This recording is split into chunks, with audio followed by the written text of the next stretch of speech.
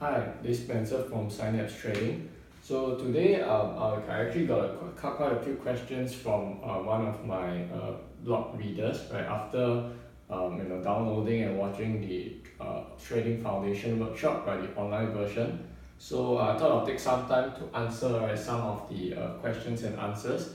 In the future, right, if any of you have questions after watching the video, feel free to send me your questions as well, and I'll make a simple video like this to answer your questions.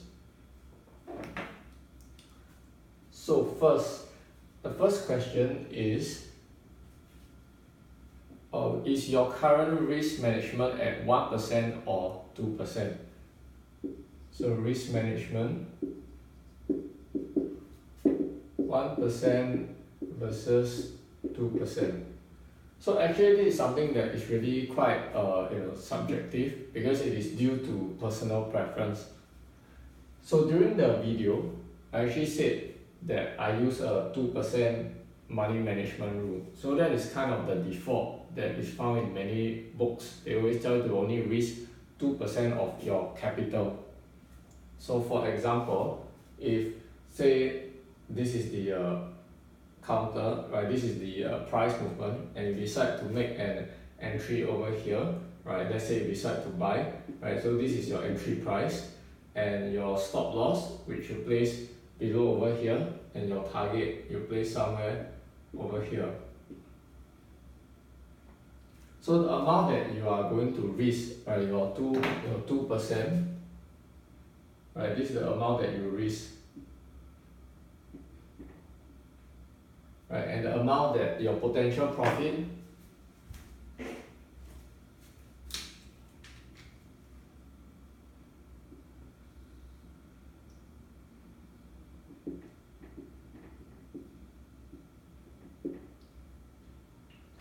is here. So the idea is that you want to look for trades where the upside is a lot more, right, than the downside, right, at least 2 to 3 times.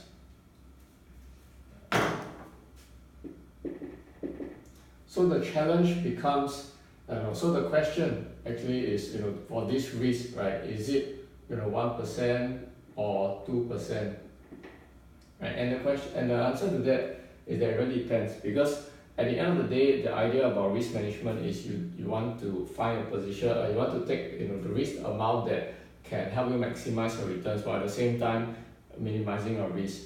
So 2% has become quite a nice balance, because in order to lose your whole capital, you need to lose 50 times in a row, right? Before before it takes it loses a large chunk of your capital. So 1% will be even more conservative.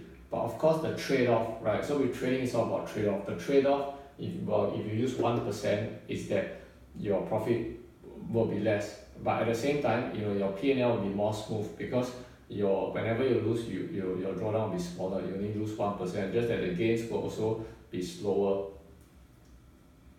So at the end of the day, it's really up to you. Right? So personally, I started off with 2%, but because when your account is smaller, you tend to be able to afford the larger fluctuation. So when your account is smaller, you can start off with a larger percentage.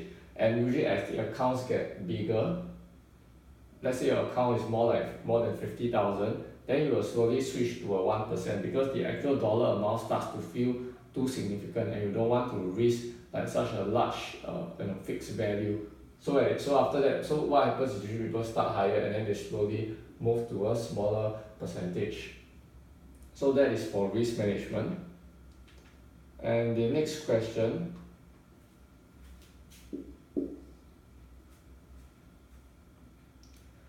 is, are you more of a swing trader or position trader?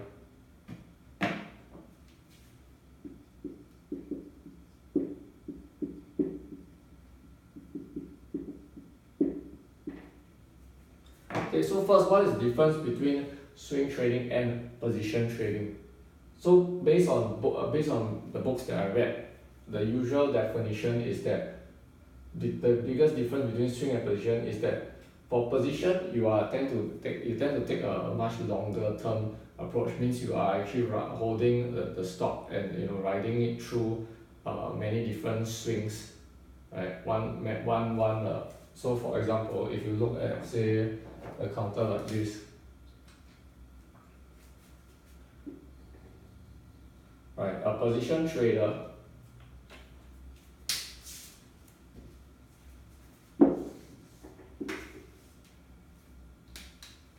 okay, let's make it even clearer.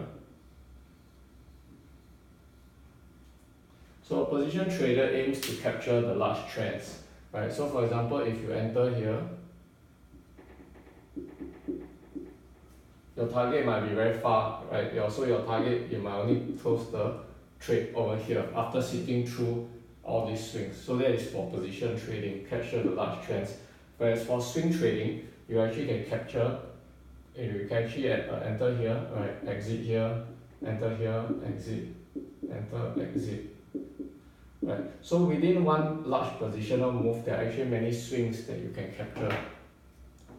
So as to which one you choose to trade, it depends on a few things.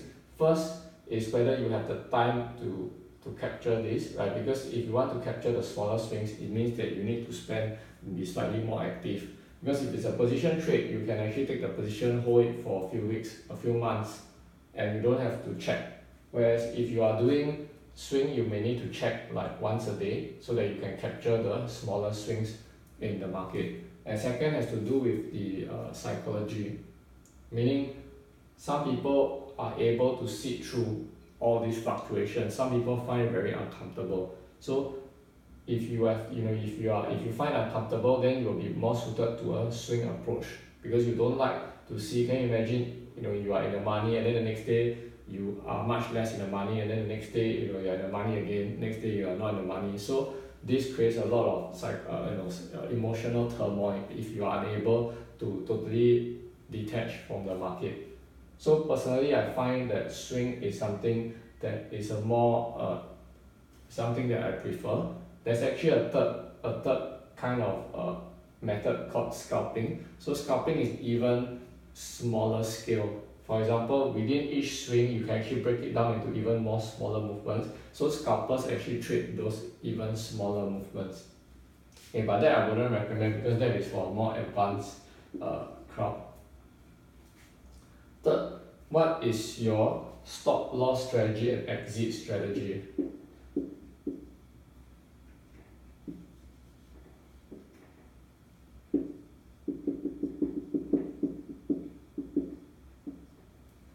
Okay, so for stop loss and exit strategy, so if you go back to the basics here, right, the three key things of the 15-minute system, right? If you haven't watched the foundation workshop video, right, I suggest you all go and download it and watch, right? It's actually it's free, right? It's a 2-hour video tutorial to teach you my whole strategy. Whoa. So the entry price, the three key levels of the entry price, the stop loss and the target. So the question is, how do you decide on this? The entry is based on the setups, right? But how do you decide the stop loss and the target? So there are actually a couple of ways to do it. Right? Personally, I use a combination of price action, reading the price action, the bars, as well as common things like the support and resistance levels, the trend lines, channels, right? And for target, right, there are a couple of ways I do it, like my pattern projections, also support resistance and dynamic, right? Dynamic entries, right? So there are actually a couple of specific strategies, but all this I will be elaborate more in my live trading mastery program, right? Because it's going to take quite a while to go through all the different strategies for stop loss and taking profit. Okay, number 4.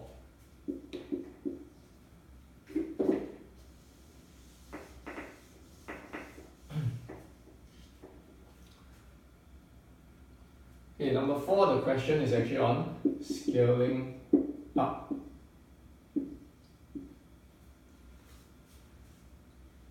So the question is, do you scale up your trades? I saw your video that you keep your trades open at 6%.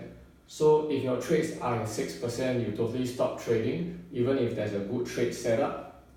Okay, so in the video, I actually said that for risk money management, you kept at 2% per trade. right? And you cap at 6% for the open risk.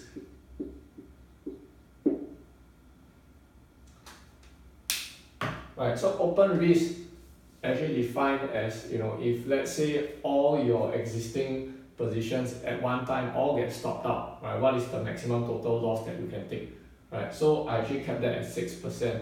So that means that roughly that equates to about 3 open trades at one time, because each trade you risk 2%. So total will be around 6% open risk. But the thing is, it doesn't mean that you stop at 3, right? Because if you look at this example over here, right? So let's say if you enter here at the entry price, and then as the your initial stop loss is here, right? When you risk 2% for this between the stop loss and the entry, right? So if let's say the price goes up over here, right? You actually can shift if you shift your stop loss up here, right? As the price goes, right? Then now your risk becomes 0, right? Because initially you took risk, say 1 or 2%, then as when you shift your stop loss to your entry point, right? Your risk becomes 0, because if price goes back down, now you only you only lose whatever open profit you have, but you don't lose any of your base capital, right? So your open risk becomes 0, right? Open risk is always based on your actual capital, right? It doesn't include unrealized profits or losses. So if you do that, right, your risk becomes 0, right? So that means that you actually can take another new trade again, right? Because now your open risk from 6 will have dropped to 4%, right? Once you shift your stop loss, right? So then you can take another new trade. Right, so what this means is that if the trades go in your favor and you adjust your risk properly, you can actually take many positions, right? More than 3.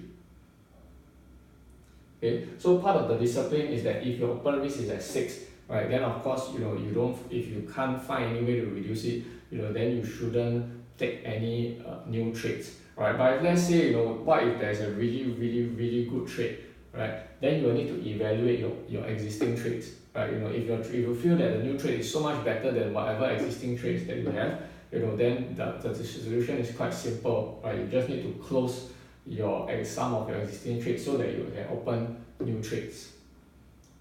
Okay, and if you find that 6% you are limited to 3 trades, so maybe you can consider doing like the 1% risk, so that you can split up into 6 different trades. Of course, the more you split, then the more work you have to do. Okay, so that's it for the 4 questions I have today.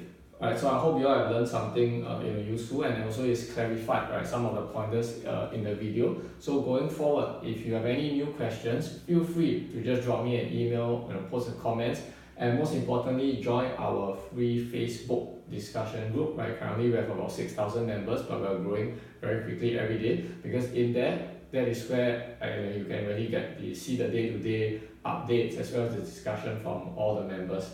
And so with that, thanks, and I'll see you in the next video.